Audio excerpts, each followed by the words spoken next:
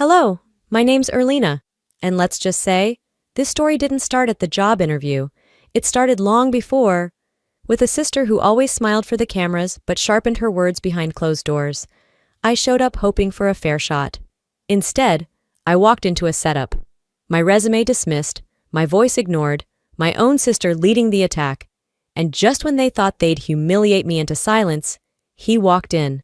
The one person they didn't expect, my fiancé, their boss. But what hurt most wasn't the sabotage. It was realizing my own family had been rewriting my story for years. How did it get this far? Why was I always the one they chose to erase? I arrived 15 minutes early, resume tucked under my arm, shoes freshly polished but already pinching at the toes. Chicago's spring wind slapped at the back of my coat as I walked into the lobby of Aventus Logic, a towering glass box that looked like it had been designed by someone who thought warmth was a liability. Inside, everything gleamed. Chrome elevator doors, white marble floors, digital panels blinking with schedules and department names. I made my way to the reception desk, smiled politely, and gave my name. The receptionist, a woman barely older than 20, with perfect eyeliner and a phone glued to her ear, looked down at the screen. Then she looked back at me. "I'm sorry, can you spell that again?" I did, twice. She still frowned. "Huh, you're not showing up on the candidate list." My stomach tightened. "I was confirmed, I have the email." She tilted the monitor so I couldn't see. "Okay, just have a seat for now, we'll figure it out." That seat turned out to be the corner one, the one across from the bathrooms, next to a dusty ficus. As I sat, 3 more candidates walked in, suits sharper than mine, hair better styled, voices full of practiced charm. One of them barely nodded at me before gliding toward the elevators, and then she walked in. Marjorie, my sister, navy heels clicking like gunfire on marble, a navy blouse tailored to perfection, a silver watch I'd seen her wear in family photos with Dad. Her eyes swept across the room and landed on me. No smile, no acknowledgement.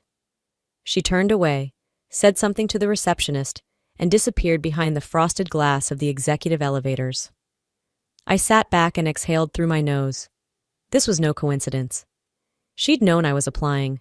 Hell, I'd told her over coffee 2 months ago, back when we were pretending to be civil.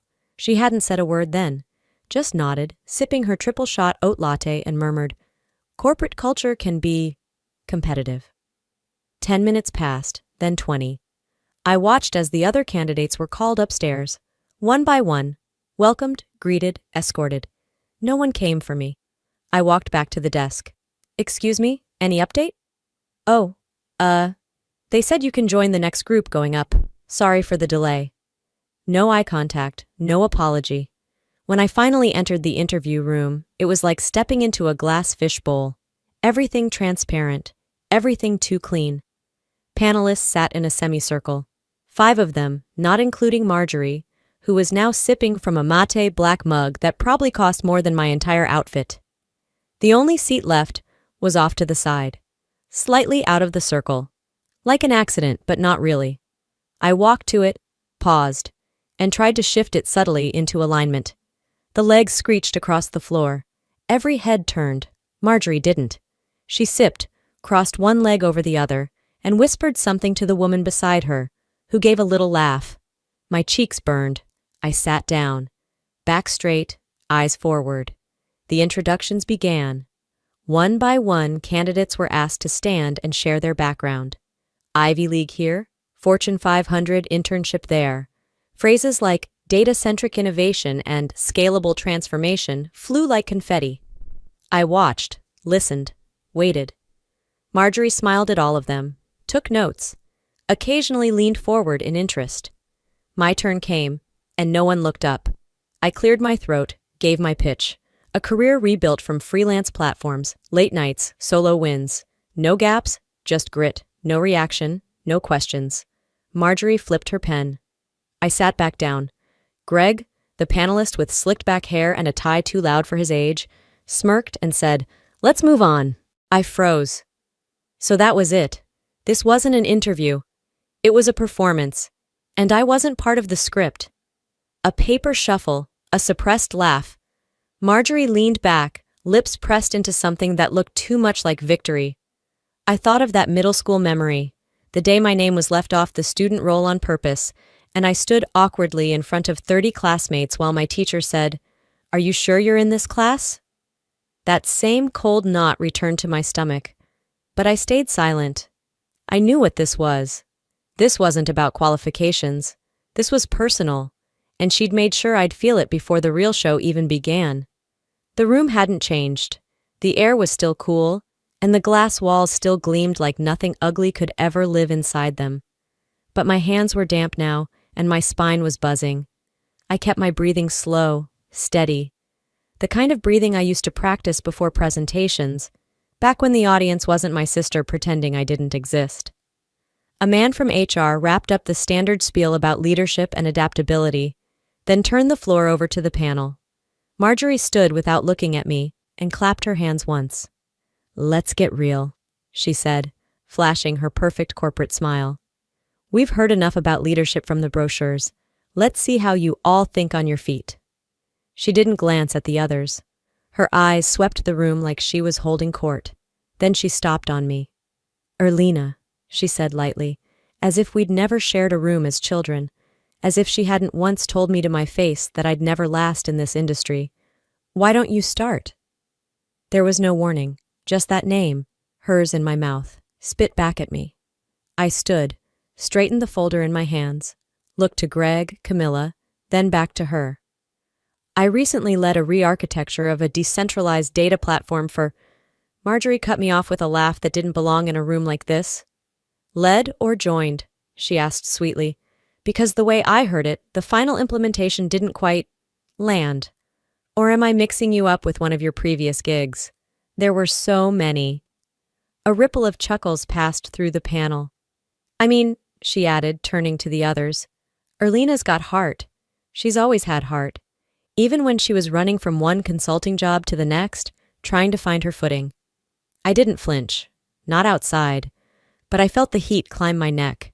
My nails dug into the edge of my folder, pressing hard to keep my face still. "She's good at starting things," Marjorie continued, like she was reciting a character flaw from a novel. "Not so much finishing them." More polite laughter. Greg smirked. Camilla kept her eyes on her notes, pretending they suddenly mattered. No one stopped her. No one asked if what she was doing was relevant. I said nothing, because anything I said would have made me look defensive, emotional. And that's what she wanted, to make me react, to confirm whatever version of me she'd already painted for them. A low hum filled my ears, not from the room, from inside my own chest, the same sound I'd felt years ago at a holiday dinner, when my father raised his glass after Marjorie got her first executive title. "To Marjorie," he'd said proudly, "my legacy, and to Erlina, for always being so kind." I had smiled then too, just like now, small, controlled. But I remember how my stomach had curled, how that word, kind, had landed like a backhanded compliment dressed up for church. Back in the glass room, I sat, crossed one leg over the other. My sister had moved on, directing the next question to a polished candidate with a Yale ring, and the self-confidence of someone who'd never been interrupted mid-sentence in front of an entire panel. I didn't listen to his answer. I was watching her now, not the executive, not the senior strategist, but the girl who used to read my poems aloud during slumber parties to get laughs. The girl who told me boys wouldn't like me unless I learned how to shut up and smile. The girl who once told me she protected me from the world, when really she was preparing it to ignore me. I breathed in again, deeper this time. I didn't speak. I didn't run. Instead, I pulled a pen from my folder and began writing quietly along the margin of the agenda sheet. Names, details, each panelist who had laughed, each one who hadn't intervened. I wasn't just taking notes. I was documenting the silence. Because if I wasn't going to be given the floor, I'd take the receipts. The worst part wasn't even the insult. It was the way they let it slide, like it was normal. Expected, like I didn't belong enough to even earn their discomfort. I didn't let it break me, not this time, because they thought I was still playing the role they gave me, but something had shifted, and not in my sister, in me. Greg cleared his throat and leaned back like he was about to announce the weather, not deliver the next round of corporate pageantry. "Let's shift gears," he said, tapping the folder in front of him with the smugness of a man who believed he was both judge and entertainment.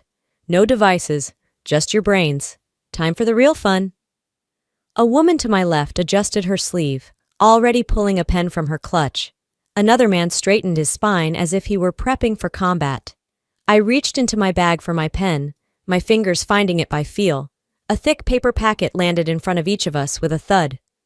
15 minutes, Greg announced. Systems logic, problem solving, real-life scenarios. Let's see who sinks or swims. I opened the test. It was brutal, yes, but not beyond me. I'd built frameworks twice as complex on nights when insomnia was my only friend. I tuned everything out, the whispers, the tapping pens, even Marjorie's shoes clicking lightly as she crossed her legs beside Greg. I worked clean. I moved fast but not rushed. I knew this language better than I knew most people. Finished with a minute to spare, I placed my pen down, breathing once, then slid the packet forward with quiet certainty. Greg picked it up like it offended him. He flipped the pages slowly, almost theatrically, didn't read a word. Then he smiled, the kind of grin you reserve for toddlers who think they've done something impressive. "Great handwriting," he said. Then, without breaking eye contact, he tore the entire packet in half, not fast, slow, page by page, crackle by crackle. The room went silent. The kind of silence that doesn't come from respect, but from tension so thick it could drown you. He let the pieces fall into the trash beside him. "This isn't that kind of company," he added, "but best of luck elsewhere." A soft chuckle from someone in the back. I didn't turn to see who. My jaw tightened, but I didn't say a word. Marjorie didn't even blink. She sipped her drink like she was watching a rerun of a show she'd already memorized. And for a second, I almost believed I had failed. Again. But then something inside me shifted. Not the kind of shift people write in poems. No sudden fire, no metaphorical phoenix. Just a sharp clarity. I'd seen this scene before. Not here, but 18 months ago. When a nonprofit reached out, ecstatic about a demo I'd sent them. We talked timelines, budgets. They called my approach elegant. I'd stayed up for nights refining it, believing this deal would change everything. Then the silence came, followed by an official email. "We're moving in a different direction." Weeks later, I found out Marjorie had joined the consulting firm that picked up that same client. They launched their new system with bullet points I'd written, diagrams I'd drawn, but no one asked, no one credited. And I told myself maybe I wasn't ready back then. Maybe I needed to be sharper, better. Now I saw it for what it was. It wasn't failure. It was theft. Today was no different. Only this time, I had witnesses. I looked at the shredded pages in the bin, then down at my folder. I flipped it open, wrote one sentence in my notes. "Don't mistake silence for agreement." I saw everything. I closed the folder again, slowly, deliberately. I didn't look at Greg, didn't look at Marjorie, because this wasn't about them anymore. It was about me, and I wasn't there to please. I was there to remember. I stepped out of the conference room without being told I could. No one stopped me. Maybe they thought I was cracking, walking off to cry in a stairwell. I didn't care. I just needed a moment, not to fall apart, but to keep from burning up in front of them. The hallway was quiet, sterile. My heels echoed as I turned toward the waiting area where a vending machine hummed like it held some deeper truth. I sat on a bench near the elevators, pulled my phone from my bag, and unlocked it with a breath I didn't realize I'd held. 3 new notifications blinked. One was from Brielle, an old vendor contact I'd worked with on a side project last year. Her email was short, just a forwarded message and a line. "Not sure what's going on over there, but you should see this." I opened the thread. There it was. An email that looked like it came from me. Same signature, same layout, same tone, except it wasn't mine. The subject line, "Client liability not worth our time." And in the body, a paragraph dripping in contempt. "She's a walking liability in heels.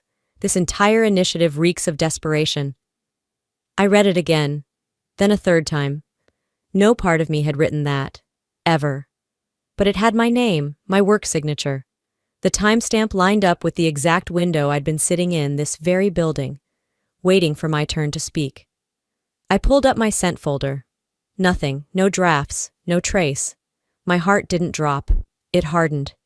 This was next-level sabotage. Not just erasing my name from a list or tearing up a test. This was character assassination, dressed up in pixels. I was still staring at the screen when the next notification slid down from the top, a text from my mother. "Don't fight this. Just stay calm. Let Marjorie handle it." That was it. No hello. No how are you holding up. Just a direct plea for obedience disguised as family concern. I blinked, then read it again, then laughed, once quietly, a dry, humorless sound. Let Marjorie handle it. Of course, she always got to handle things. And the rest of us? We were expected to be silent so she could keep looking polished. I remembered a dinner party at our parents' house when I was 29. I'd just finished a grueling contract for a startup in Seattle, and I tried to share the news. Before I could finish a sentence, Dad raised his glass and said, "We're so proud of Marjorie closing that international deal. Truly the future of this family." That night, I'd washed dishes while Marjorie took credit for a campaign I helped brainstorm 2 years earlier. I told myself it was just family dynamics, nothing personal. But this was war. And the worst part wasn't Marjorie, it was Mom, the one who always said, "Don't cause a scene, Erlina." The one who taught me how to disappear with grace. I stood slowly, walked to the women's restroom at the end of the hallway, and locked myself inside the farthest stall. I wasn't hiding. I was insulating. I needed a second before I let this next wave of rage touch anything outside of me. The email replayed in my mind, the text, the smug faces around that table. I could almost hear Greg's laugh again, see Marjorie's eyes daring me to react. I didn't cry, I didn't pace. I pulled out my notepad, flipped to a blank page, wrote, "If they fake my words, I'll show them what truth actually sounds like." Then I tore the page out, folded it, slid it into my jacket pocket like a promise, because they'd pushed me too far. And I wasn't just keeping score anymore. I was preparing to answer. I emerged from the restroom slower than I went in, but not because I was uncertain, because I was steady. My jacket felt heavier now, like the folded note in my pocket had some kind of weight to it, something denser than paper. Maybe it did. Maybe it was finally resolve. By the time I re-entered the main hallway, the panelists were still inside, the glass walls offering me a clear, cruel view of the same table, the same seats, the same power balance. Marjorie's head was tilted back as she laughed at something Greg had said. Whatever it wasn't funny. Not to me. Probably not even to him. Just part of the script. Camilla, the assistant coordinating logistics, stepped into the hallway holding a tablet. She looked startled to see me standing so close. I raised a hand casually. "Do you have 5 minutes?" I asked softly. "Alone." She blinked. "Now?" I nodded. "It's about my application file. There's a document I need to review. One I think was attached to a message you forwarded to me a few months ago." Her fingers tightened slightly on the tablet. "I'm not sure I'm authorized to—" "You forwarded it, Camilla," I interrupted gently. "You were in the CC line. You didn't mean to, I'm sure, but it's in my archive. I just need to see it again. The metadata." A pause.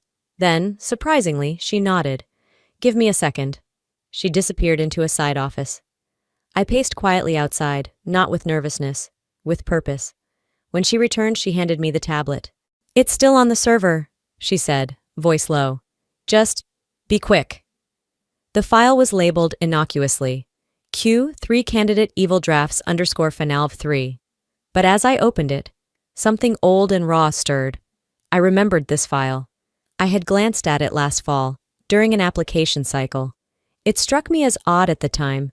My name was mentioned in passing under candidate review notes, even though I hadn't formally applied. But I let it go. I'd been tired, busy. Today, I was neither. My eyes scanned the page until I found it, buried under a bullet point titled, Concerns. EM, History of Inconsistent Collaboration, Not Aligned with Firm Culture. The initials were mine. The note was vague enough to dodge scrutiny, sharp enough to cut through credibility. I clicked View Change History. There it was.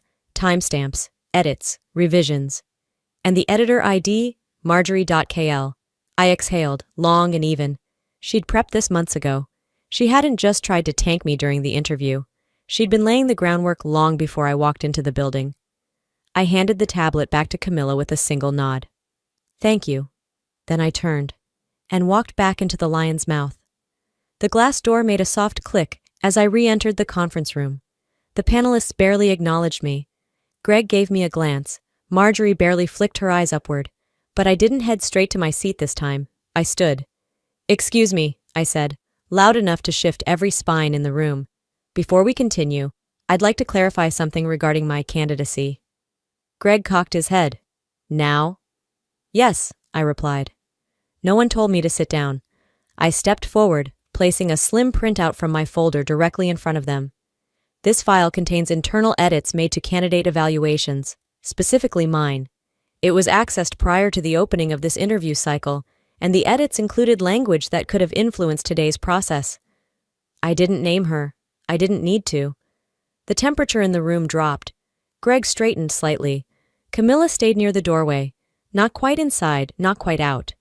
Marjorie blinked once, but she didn't speak. The person who edited the file, I continued, voice even, is a current panelist. Silence spread like spilled ink. I folded my hands in front of me. I'm not here to accuse. I'm here to ensure the process is as fair as it claims to be. If there's been a misunderstanding, I welcome clarification. If not, I'm prepared to escalate through the appropriate channels. Greg looked down, not out of shame, calculation. Marjorie's jaw tensed. Erlina, she began, but I raised a hand. Don't. I could still hear her voice from that winter day in our parents' kitchen. Glass of wine in her hand, that fake sisterly smile. People like you don't lead, Elle. You absorb, you orbit. I shine. Back then, I swallowed it, believed it, maybe even internalized it. But now I saw it for what it was. An older sister's fear of being followed too closely. I looked around the room, not with pleading, but with memory. I had studied every angle, every silence, every smile too wide. And now I was speaking. The tension didn't break. It didn't snap or shatter or dissolve into some tidy emotional resolution. It stretched, tight, thin, like a wire drawn between two immovable points, humming just below the frequency of disaster. After I finished speaking, a short, pointed statement I'd rehearsed only in instinct, the room filled with a thick, ambient silence, not the kind that waits for someone to fill it, but the kind that chooses not to be interrupted. It hung there, heavy and deliberate. You could feel it brushing against your skin. Greg cleared his throat. A polite, empty sound. He clicked his pen once, then again, like a tic he didn't know he had. Marjorie shifted in her seat. She leaned back, folded her arms with a subtle raise of her brows, like I'd just said something quaint or mildly irritating. She gave the impression of someone who'd survived worse, or at least wanted us to think so. Her look wasn't dismissive exactly. It was indulgent, the way someone might let a child finish a tantrum before telling them to go to their room. The other panelists said nothing. They didn't even look in my direction. One tapped a finger rhythmically against the desk. Another stared blankly at the projection screen, as if it offered a way out. Camilla, the intern or assistant or whatever title they'd given her to justify how often they ignored her, stood near the door. She didn't speak, but her fingers twisted the strap of her tablet case in tight, anxious loops. Still, nothing. No rebuttal, no questions, no challenge, just the smug, glacial silence of people who believed they still controlled the narrative. But that silence was louder than anything they could have said. It was choreographed, practiced, a performance of power. And underneath it, I could feel something start to tilt, not in their favor. Greg exhaled and adjusted his jacket. Let's bring in the next candidate, he said lightly, as if none of what just happened mattered, as if it hadn't landed like a dropped match in a dry field. My hands remained on the table, palms flat, fingers relaxed, outwardly calm. But under the surface my pulse thudded, strong and fast. I didn't reply. There was nothing else I needed to say. Not yet. I'd already dropped the weight I came here to drop, and I was done asking for permission to exist. Marjorie offered a smile then, thin, polished, the kind you reserve for a problem you think has passed. She had no idea the trigger had been reset. The gun wasn't empty, it had reloaded. They moved on, as if nothing happened. Daniel, the next candidate, walked in with the earnest bounce of someone who hadn't read the room yet. His shirt collar was too stiff, his voice too eager. He launched into a pitch before the door had fully closed, rattling off metrics and mission values like he believed enthusiasm alone could carry him. And then the door opened again. Not with a bang, not dramatically. Just a simple click and a shift of air. Every head turned. Keen Bauer stepped inside. He didn't speak right away. He didn't have to. Keen was the kind of man whose presence arrived before he did. People straightened their backs around him. They checked their notes, rechecked their posture, adjusted their tone. He wasn't loud. He didn't need to be. Power doesn't yell. It waits. Greg nearly knocked over his coffee trying to sit straighter. Marjorie went still. Her hand, resting on the table, tensed slightly. Keen didn't look at them. He looked at me. "Erlina," he said, voice low but unmistakably clear, as he crossed the room and walked behind my chair. "You good?" I met his eyes. Steady. "I'm solid," I said. He gave a small nod, then turned and placed a folder on the center of the table. Neat, deliberate, like the drop of a chess piece mid-match. "I'll be joining this review," he said. His tone was calm, controlled, but the words carried weight. As of this morning, anomalies in the HR database were escalated to my office.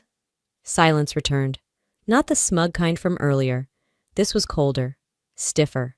You could almost hear the mental scrambling. Greg froze mid-pen click. Marjorie parted her lips like she wanted to say something, but no words came. She blinked too slowly, calculating something behind her eyes. Keen didn't sit. He didn't need to. He stood with the posture of someone who didn't just walk into the room. He owned it. I looked down the table at the panelists. A few clutched pens like they were lifelines. Camilla had moved slightly, not much but enough to press herself back against the wall.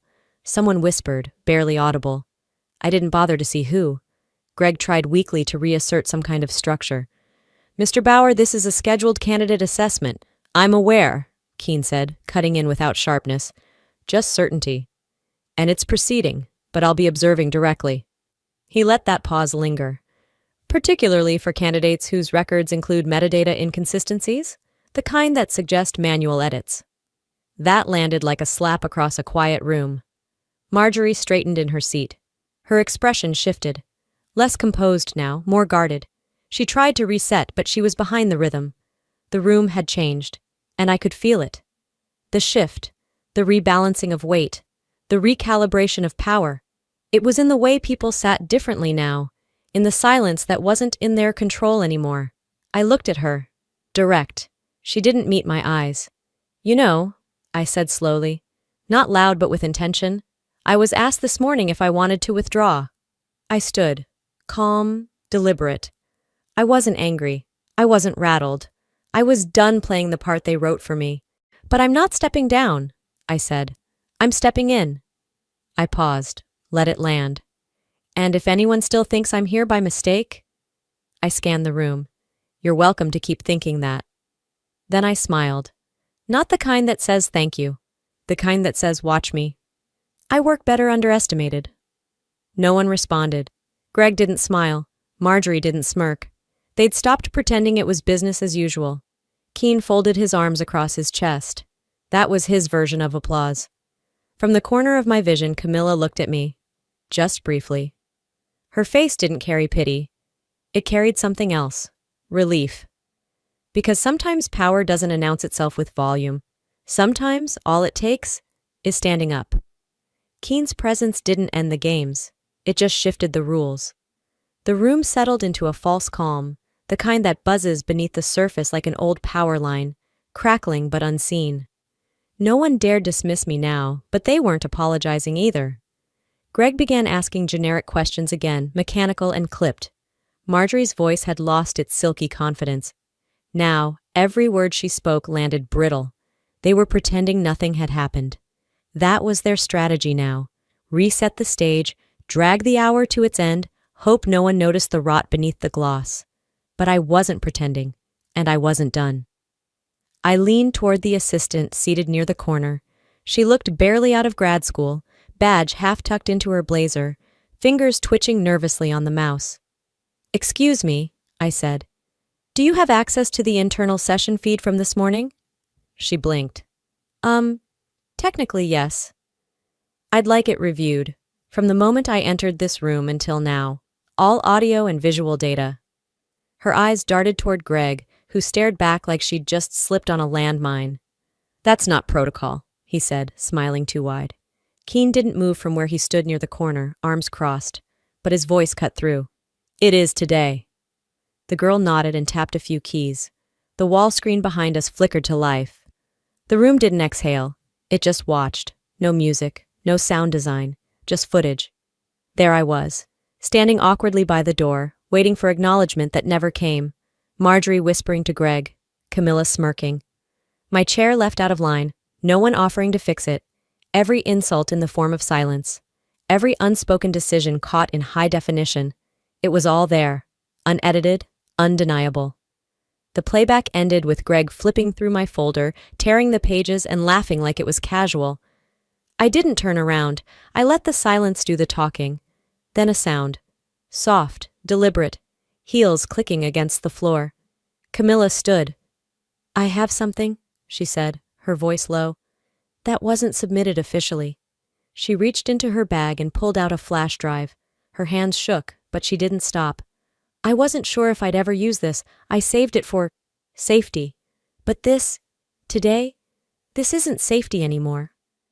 She walked forward and handed it to the assistant. Not Greg, not Marjorie. The screen refreshed. A new file loaded. It was a chat log. Between Greg and Marjorie. Time-stamped. From the morning of the interview. Marjorie. Derail her early. Hint at resume gaps. Get panel laughing. Makes her defensive. Greg. Copy that. Want me to throw in something about energy too? LOL Marjorie. Perfect. She shuts down fast. Easy win. I didn't smile. I didn't gloat. I just looked at Marjorie.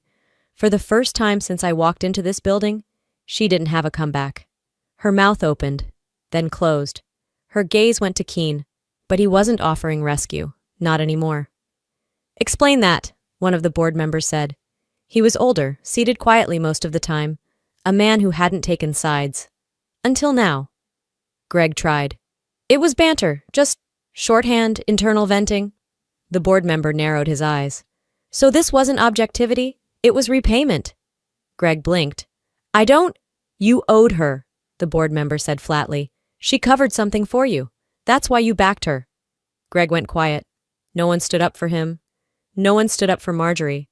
The panel's collective posture sagged like air leaking from a balloon. Whatever script they were following had ended. They weren't in control anymore. I didn't need to yell. I didn't throw anything. I just stood up, again, and said, "I believe we all know where this leaves us." And for once, no one interrupted. I stayed standing, though no one asked me to. Something in me refused to sit for the verdict this time. Not when the truth hadn't finished speaking. The light from the windows stretched longer now, casting golden lines across the table like a courtroom verdict in slow motion. Outside, the city kept moving, cars, pedestrians, people living their lives, oblivious to the quiet storm unfolding in this room. I placed a single folder on the polished table. No words, just motion. Keen stepped forward and nodded toward the board. "This document has been reviewed by IT security and verified internally." Greg shifted in his seat. Marjorie didn't. I watched her the entire time. Her face stayed still. Too still. I'd seen that expression before. Not guilt, not panic. Calculation. Inside the folder was a simple printout. A forensic trace. Email metadata. Login timestamps. IP logs. The email that had been circulated. The one supposedly sent from my account. The one calling a partner a liability in heels. Hadn't come from me. It had originated from Marjorie's admin login. Her credentials. Her timestamp. Her location. The corporate IP assigned to her desk, her laptop, at 9:16 a.m. 2 days before the interview. I didn't narrate it. I let the paper speak. The board chair leaned forward, read it once, then again. He looked at Keen, then back at Marjorie. She finally broke the silence. "This is being taken out of context," she said. There could have been an access confusion. I delegate emails all the time. No, I cut in. Calm, precise. Your name, your credentials, your device. This wasn't delegation. This was fabrication. She scoffed, but quieter than before. And then, I said the thing I hadn't planned to, the line that had lived inside me for years. You didn't just lie, I said. You erased me. Again. She froze. I let it sit there. Because years ago, when her boutique firm was about to collapse in the wake of her divorce, she came to me, quietly, desperate. And I rewrote her pitch presentation in 48 hours flat. I rebuilt her entire deck, reframed the language, polished the financials. She won the promotion, she took the credit, and never mentioned my name. I hadn't brought it up since, but Greg had been at that firm too. I saw his eyes flicker now. He remembered. I looked at Marjorie. You've always known how to shine, I said, but only when you could block someone else's light. She flinched. A beat of silence passed. Then, a familiar defense tactic. You've always been so dramatic, Elle, she said, voice rising. You're mad I'm better. You always have been. There it was. The panic mask. I'm not mad, I said. I'm done. I didn't need the room to like me. I didn't need to explain who I was anymore. I just don't take orders from ghosts. She blinked. You think this is justice? She asked, voice trembling now. You think these people actually care about your truth? They're using you. And maybe they were. Maybe some of them had only shifted because the wind changed. But I looked right at her and smiled. I stopped needing applause the moment I stopped chasing your approval.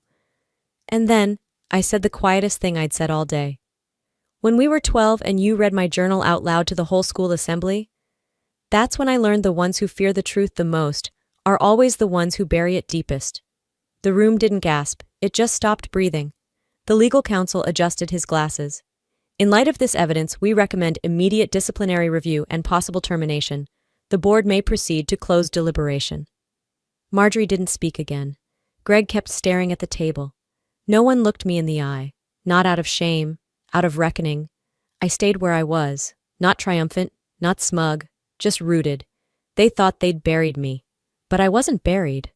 I was planted. A week later, the corner office still sat untouched. It had the best view in the building. Glass walls on two sides, mahogany desk centered like a command post, sunlight pouring in during the late mornings and stretching across the hardwood in warm, uninterrupted lines. But it was empty. No nameplate on the door. No chair pulled up to the desk. No framed photos. No personal items. Just stillness. Like the room had finally let out a long breath it had been holding for years. They offered it to me. Keene did. HR followed. Even the board chair sent me a formal note. Erlina, the space is yours if you want it. I didn't think twice. Thanks, I said, but I'd rather be where the actual work happens.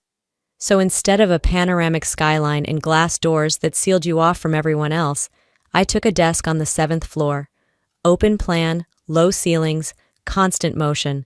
I picked a spot wedged between the development team's row and a humming vending machine that ate dollars more often than it dispensed snacks. The air always smelled faintly like cold brew and dry erase markers. Conversations overlapped. Deadlines buzzed in the background. I loved it. There, among half-drawn whiteboard diagrams and weeks-old sticky notes curling at the edges, I felt more grounded than any title ever could have made me. I wasn't managing perception anymore. I was building, contributing, being. When I finally pinned something to the corkboard above my monitor, it wasn't a certificate or a fancy plaque.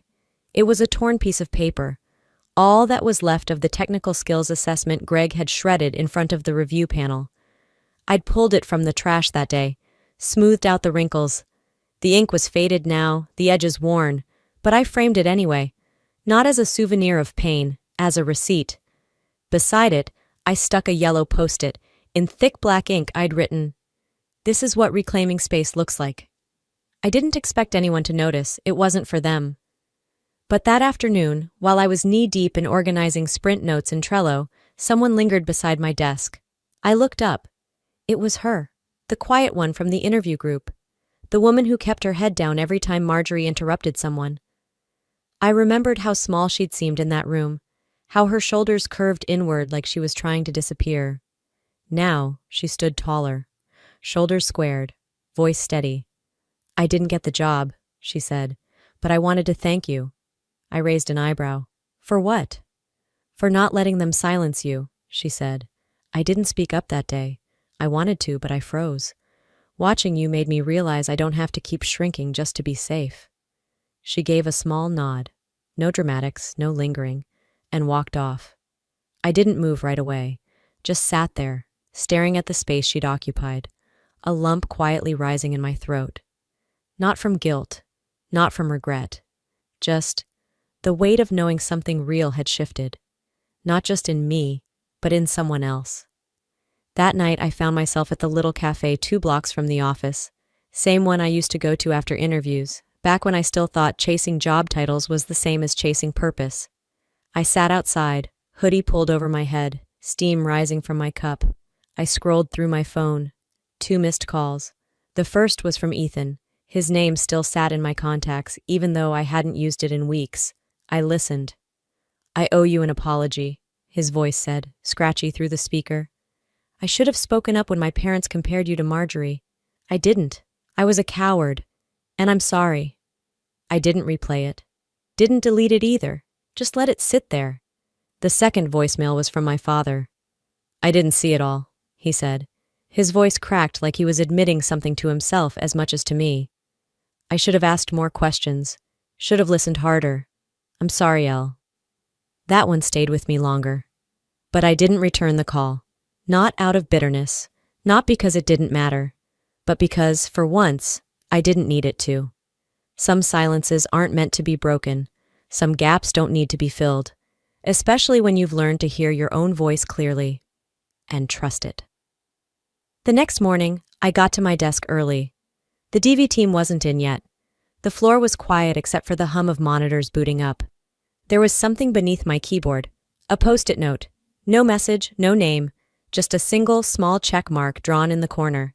I stared at it for a long moment. Then I smiled. I knew what it meant. That's what impact looks like. Not applause, not headlines.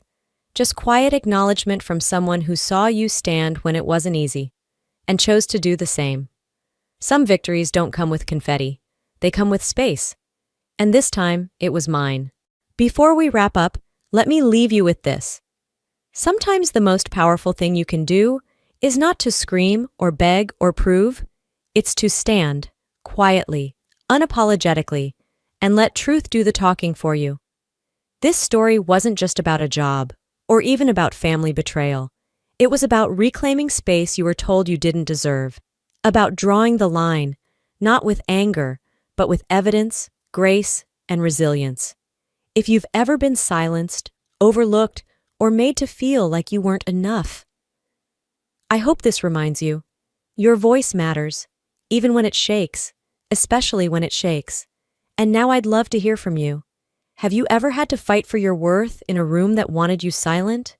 Do you believe family should always be forgiven, no matter what they do? Share your thoughts in the comments. Tell me where you're watching from, and if this story touched something in you, just drop a 1 in the comments so I know you're out there. And hey, if you made it this far, you're definitely my kind of people.